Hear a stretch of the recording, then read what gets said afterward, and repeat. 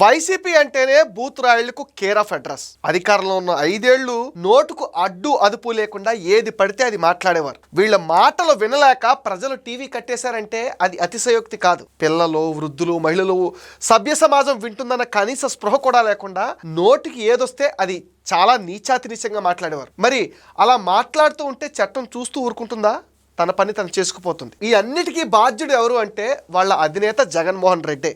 అలా ఎందుకంటున్నానంటే ఇలా మాట్లాడే వాళ్ళనే ఆయన ప్రోత్సహించేవాడు, అంతేకాదు పదవులు ఇచ్చేవారు. దాంతో నేను తిడతానని వైసీపీ నాయకులు క్యూ కట్టి ఎంత తిడితే అంత జగన్ దగ్గర పరపతినట్టుగా ఫీల్ అయ్యేవారు.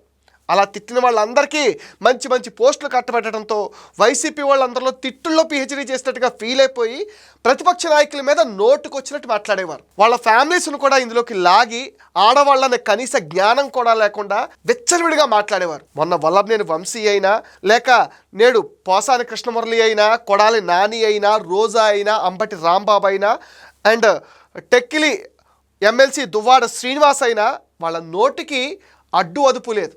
వాళ్ళ మాట్లాడుతుంటేనే కంపరం వచ్చేసే రకంగా, అంటే నోటితో చెప్పలేని బూతులు మాట్లాడుతుండేవారు. ఇలాంటి వాళ్ళందరినీ భరించలేక జనం 2024లో ఒక అద్భుతమైన తీర్పు ఇచ్చి వీళ్ళందరినీ ఇంట్లో కూర్చోబెట్టారు.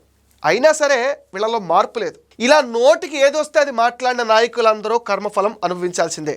అది వల్లభనేని వంశీ అయినా, లేక పోసాని కృష్ణమురళి అయినా, లేక రేపు కొడాలి నాని అయినా సరే, ఎవరైనా సరే కర్మఫలం అనుభవించాల్సిందే. కాకపోతే కాస్త లేట్ అవ్వచ్చు అంతే, కానీ తప్పకుండా ఆ ఫలితాన్ని అనుభవించాలి. తప్పు చేస్తే శిక్ష అనుభవించాలి అంతే.